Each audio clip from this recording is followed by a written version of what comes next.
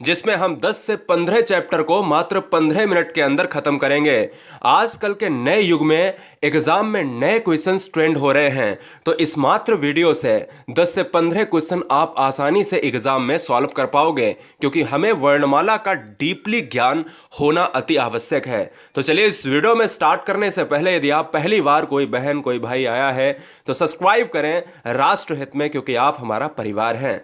सबसे पहले आपको हेडिंग डालनी है वर्णमाला में वर्ण विचार, जिसमें हम बहुत सारी ऐसी तमाम चीजें बिल्कुल शिद्दत के साथ पढ़ेंगे। शिद्दत से सिलेक्शन लेना है, ईमानदारी से इस बार हर घर में सिलेक्शन आना है।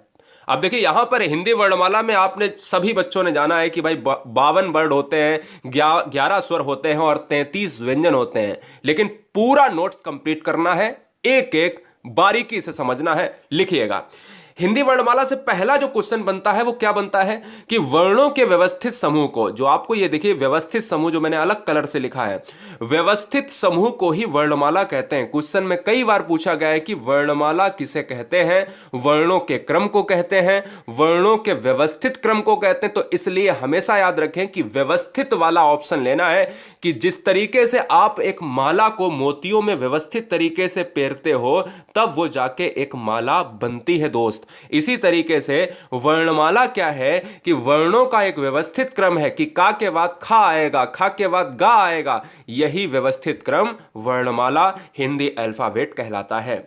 हिंदी वर्णमाला में बहुत सारे बच्चे ये सोचते हैं कि एक क्वेश्चन और बनता है कि भाई वर्ड कितने होते हैं, तो 52 वर्ड होते हैं। हिंदी वर्णमाला में स्वर कितने होते हैं, तो 11 होते हैं, और व्यंजन कितने होते हैं, 33 होते हैं। यह हर बच्चे को पता होना चाहिए। आप बिल्कुल शॉर्ट नोट बनाना, जिससे मजा आ जाए एग्जाम के समय यहां पर रिवीजन करने में।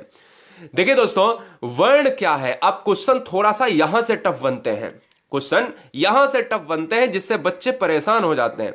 देखिए एक्चुअल में आपको ये दो चीजें हमेशा जाननी है कि वर्ण क्या है। अगर वर्ण पूछे तो सबसे छोटी इकाई है, सबसे छोटी लैंग्वेज की सबसे छोटी इकाई ध्वनि है। क्वेश्चन ऐसे नहीं पूछता है वर्ण क्या है, क्वेश्चन ऐसे पूछता है कि भाषा की सबसे छोटी इकाई क्या है, तो वहां पर आपको आंसर वर्ण मारना पड़ता है। ठीक है, सबसे छोटी इकाई भाषा की क्या है, वर्ण है। ध्वनि को लिखित रूप में वर्ण द्वारा व्यक्त किया जाता है।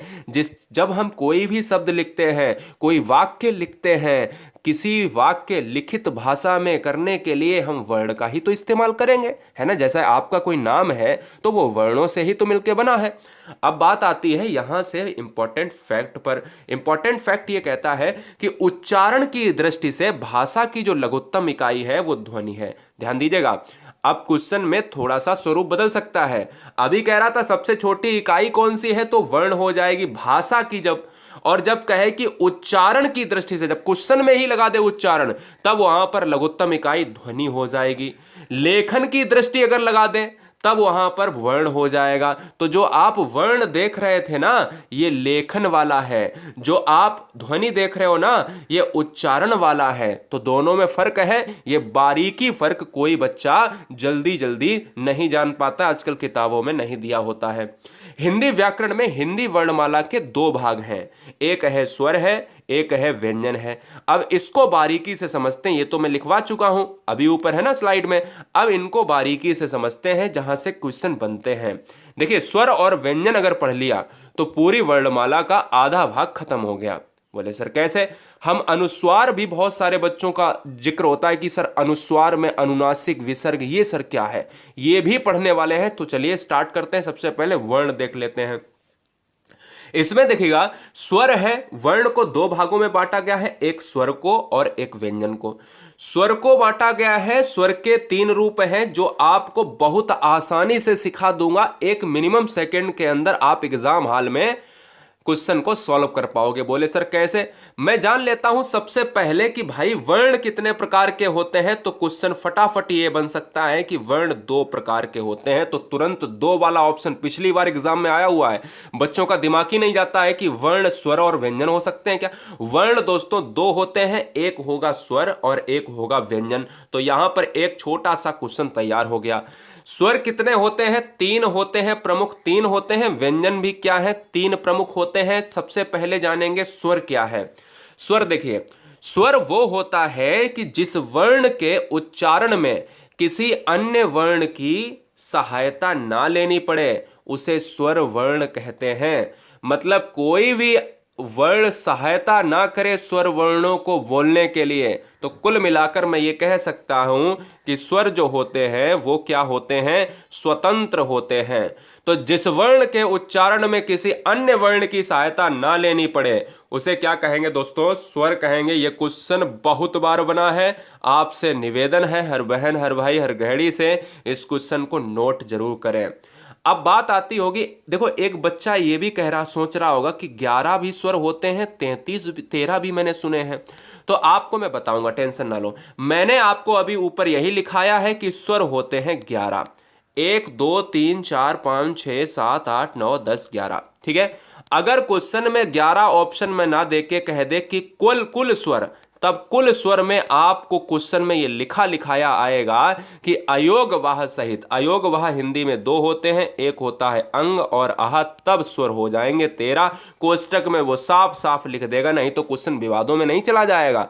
तब वो साफ साफ लिख देगा कि कुल स्वर बताइए अयोगवाह सहित कितने होते हैं, तब 13 आप मारिएगा। ठीक है, स्वर के भेद कितने होते हैं मैंने अभी बताया, हृस्व होता है, दीर्घ होता है, प्लुत होता है। तो चलिए जान लेते हैं कि जो हृस्व स्वर होता है वो क्या होता है।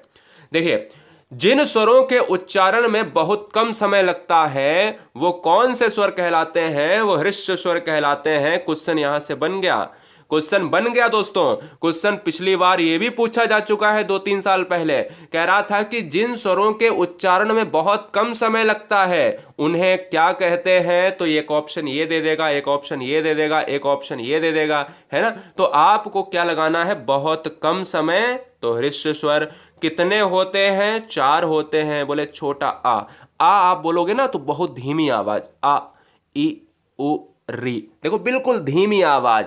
जब भी कोई चीज आप उच्चारित करते हो धीमी आवाज हो तो वो हृस्व स्वर होंगे।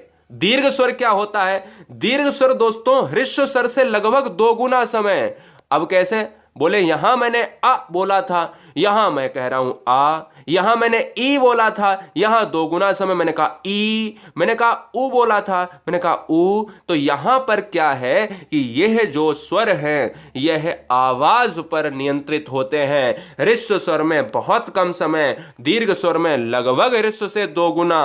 और यह कितने होते हैं, 7 होते हैं। आ ई उ सब बड़े बड़े, ए ओ औ। ठीक है, याद हो गया ना, क्लियर है। जितने बड़े हैं वो दीर्घ हैं, जितने छोटे हैं वो हृस्व हैं। अब बात करेंगे, फटाफट जान लेते हैं प्लुत स्वर क्या है। देखिए दोस्तों, प्लुत स्वर क्या है। प्लुत स्वर वो है जहां पर अभी मैंने क्या पढ़ा कि जब बहुत कम समय लगे, फिर यहां पर 2 गुना समय लगे, किससे, हृस्व से।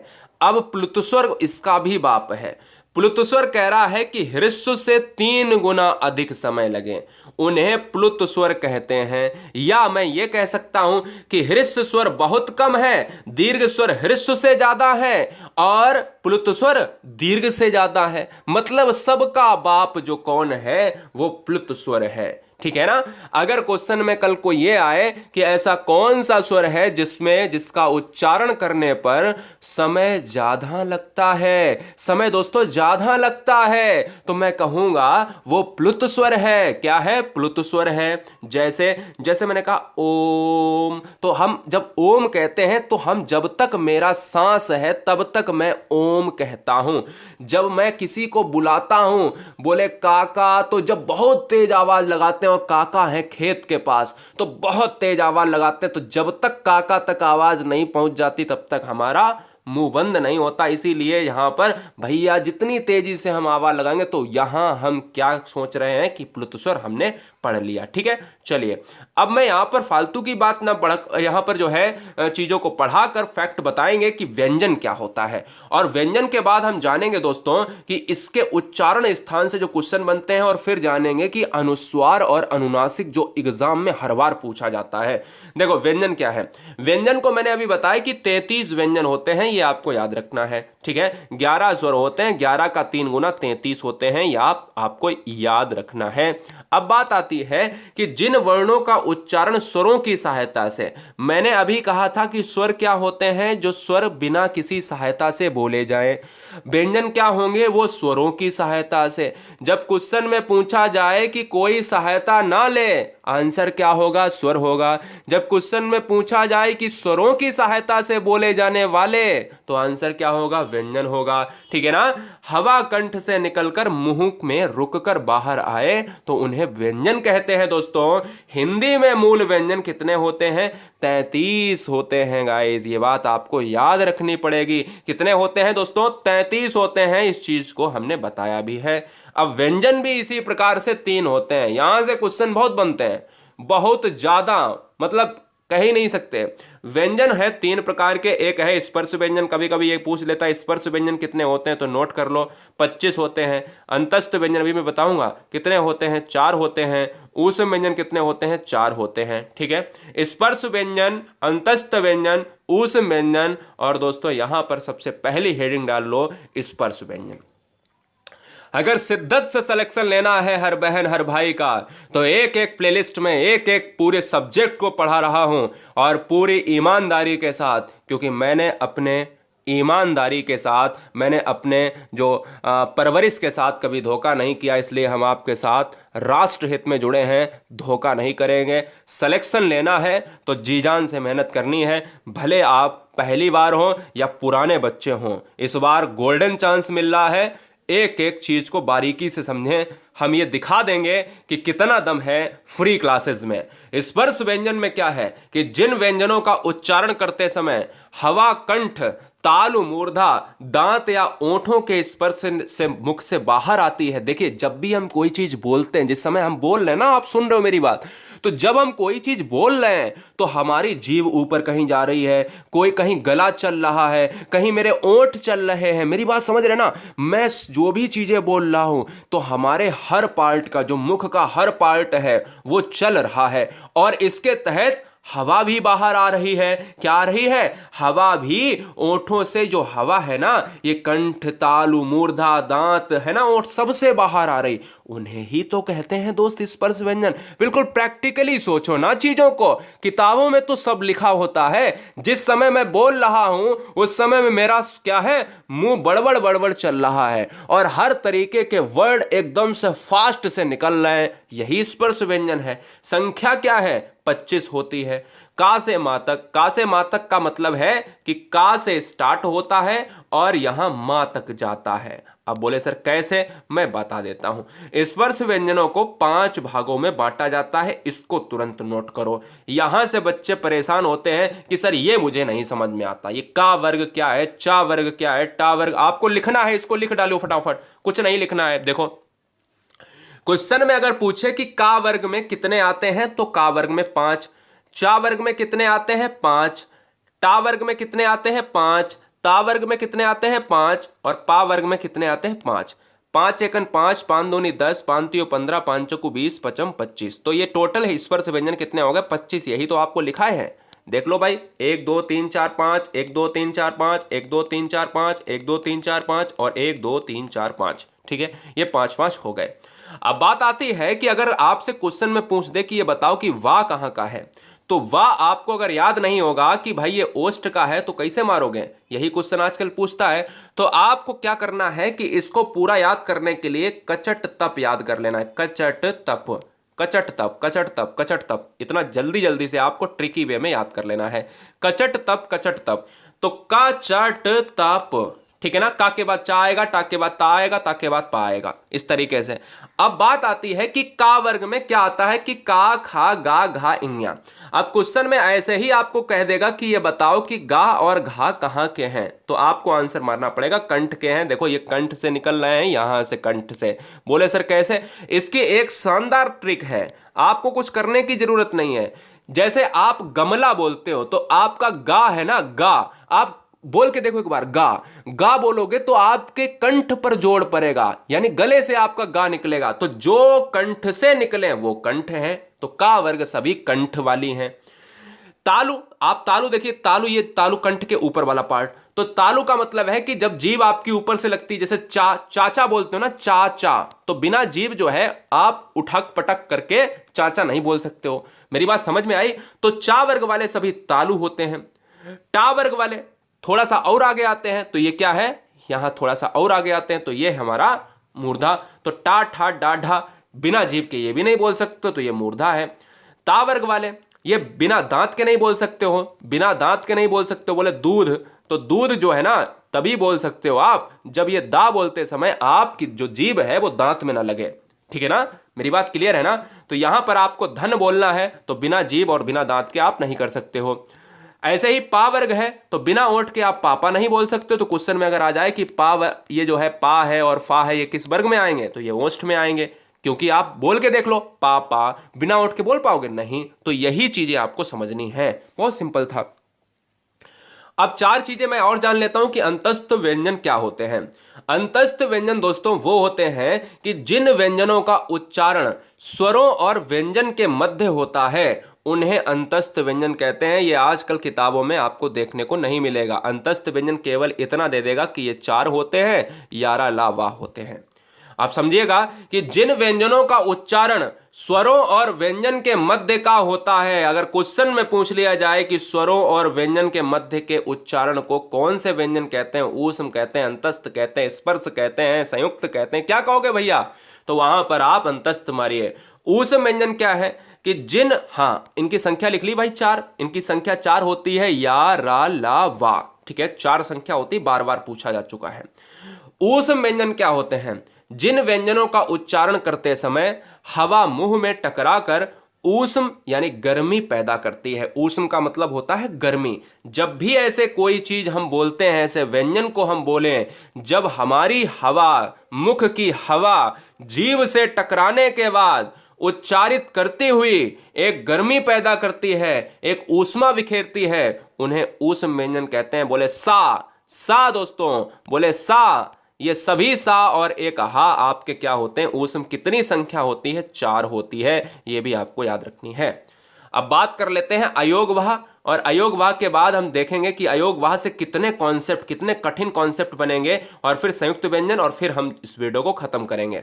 देखिए अयोगवाह में क्या है कि अयोगवाह का अर्थ क्या होता है कि आ के योग से जो अर्थ बहन करे। ध्यान दीजिएगा, मैं पूरी तरीके से शिद्दत के साथ, बारीकी के साथ देखिए। अयोगवाह का मतलब क्या होता है कि आ माने क्या है, आ के योग से, वाह का मतलब होता है जो अर्थ को बहन करे। बहन का मतलब समझते हो? जैसे नाव को पार, यानी नदी को पार करते समय आप नाव पर बैठते हैं तो नाव आपका बहन करती है, मोटरसाइकिल आपका बहन करती है, आपको लाद कर ले जाती है।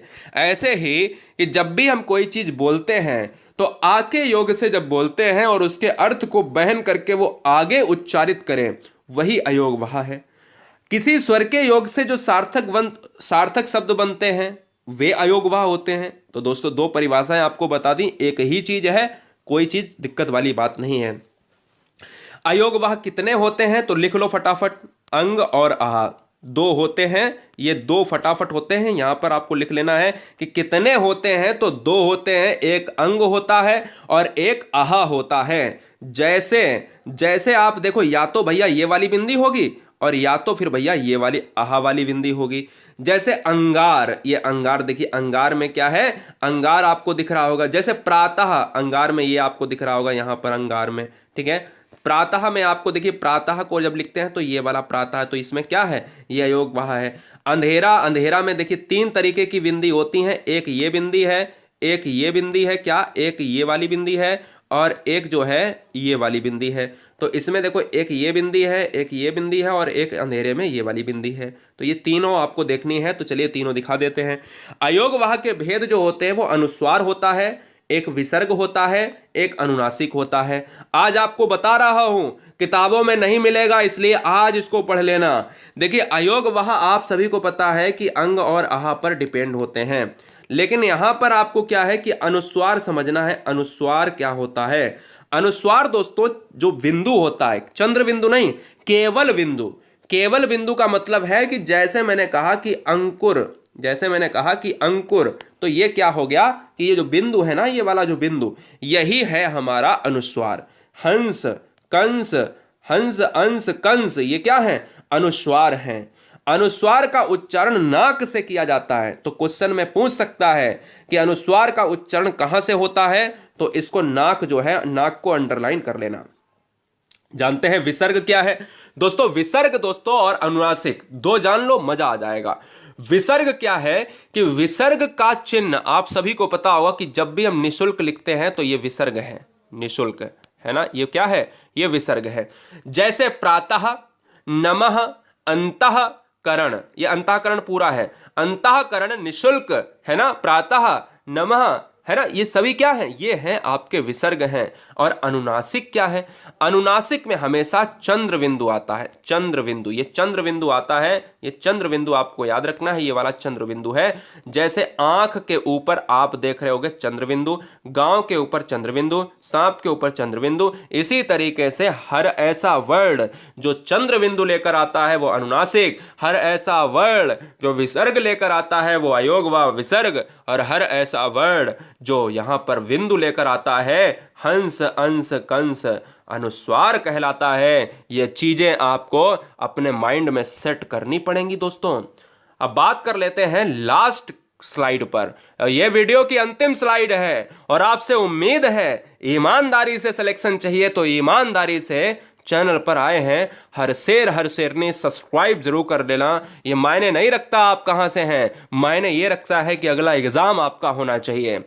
गुरुजी वर्ल्ड के टेलीग्राम से और जुड़ जाना यदि सिलेक्शन चाहिए आपको। GURUJI एक स्पेस WORLD, डिस्क्रिप्शन बॉक्स में मैं पूरी प्लेलिस्ट का लिंक दे दूंगा और पूरा व्याकरण, पूरा CDP, सब कुछ कंप्लीट, हर सब्जेक्ट का लिंक आपको मिल जाएगा प्लेलिस्ट में। संयुक्त व्यंजन क्या है? संयुक्त व्यंजन दो अलग अलग व्यंजनों के योग से बने व्यंजनों को संयुक्त व्यंजन कहते हैं। संयुक्त का मतलब ही आपको पता चल रहा होगा। संयुक्त का मतलब क्या है कि 1 + 1 से 2 बनता है, यानी दो चीजें जब मिलेंगी तभी संयुक्त होंगी। यानी हिंदी वर्णमाला में कुल 4 संयुक्त वर्ण होते हैं। अभी मैंने ऊष्म 4 बताए, अयोगवाह 2 बताए और अंतस्थ 4 बताए हैं, ठीक है ना। ऊष्म 4, अंतस्थ 4 और कितने, अयोगवाह 2 बताए हैं, और संयुक्त कितने हो गए भैया? 4 हो गई, ये याद रखिएगा। 4 कौन से होते हैं? लिख लो, पहले लिख लो, पहले यहां लिखो छा, आप ऐसे लिखिएगा, तभी ये उल्टा लिखा है यहां पर, त्रा, ठीक है, ज्ञा, ठीक है, स्रा, ये स्रा है ना, ये 4 हो गए, ये 4 हो गए। तो अब छा जो बनता है वो का प्लस सा से बनता है। ये क्वेश्चन यहां से एक बनेगा, और आज नोट कर लो कि यहां से एक क्वेश्चन ना बने तो फिर कहना, यहां से एक क्वेश्चन हमेशा बनता है और बनेगा इन 4 लाइनों से। क्वेश्चन कहेगा कि छा किसके संयोग से बना है, तो इस हलंत को मत बोलना, बिना हलंत वाला अगर लगा दिया वहां पर तो गलत हो जाएगा। त्रा जो है कैसे बनता है? जो त्रा है ना, ये त्रा, ये बनता है आपका त्रा से बनता है, ता प्लस रा से बनेगा, ठीक है। इसी तरीके से आप जो है जा की बात करोगे तो जा प्लस बनता है, जो जा बनता है वो बनेगा, उल्टा लिखता हूं यहां पर, जो बनेगा ज्ञा, ठीक है ना, ज्ञा बनेगा, वो बनेगा जा प्लस वहां से बनेगा, ठीक है, वहां से बनेगा। और लास्ट का जो स्रा बनेगा, स्रा, ये जो बनेगा ये बनेगा सा प्लस रा से बनेगा। ये चीजें आप